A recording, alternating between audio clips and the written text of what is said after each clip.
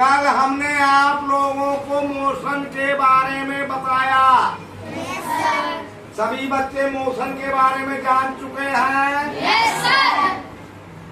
अब आज हम आपको डिस्टेंस के बारे में बताने जा रहे हैं। भाई जब मोशन होगा तो डिस्टेंस कवर होगी। ऑब्जेक्ट यदि मोशन करेगा तो डिस्टेंस भी कवर करेगा। तो डिस्टेंस क्या होती है, आज हम आप लोगों को ये समझाने की कोशिश कर रहे हैं। ध्यान से समझेंगे, हमारे साथ हिंदी में बोलेंगे।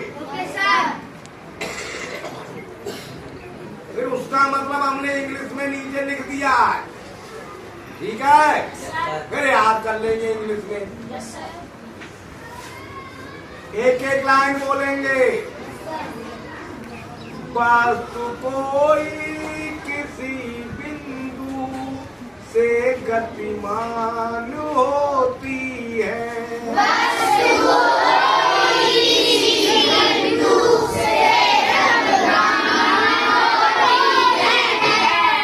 रचना मार्ग की करती मार्ग पर ही या होती है।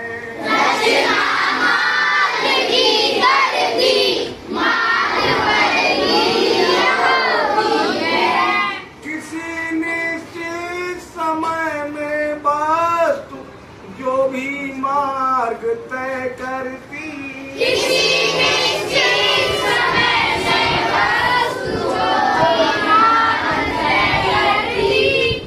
वस्तु द्वारा चली दूरी वही लंबाई होती है।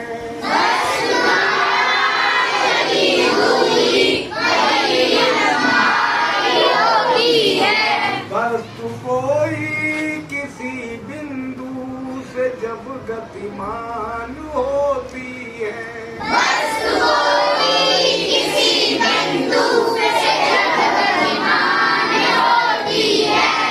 रचना मार्ग की करती मार्ग पर ही या होती है।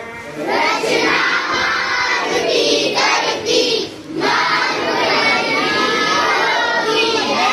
किसी निश्चित समय में वस्तु जो भी मार्ग तय करती, किसी निश्चित समय में वस्तु जो भी मार्ग तय करती, वस्तु द्वारा चली दूरी वही लंबाई होती है। वस्तु द्वारा चली दूरी वही लंबाई होती है।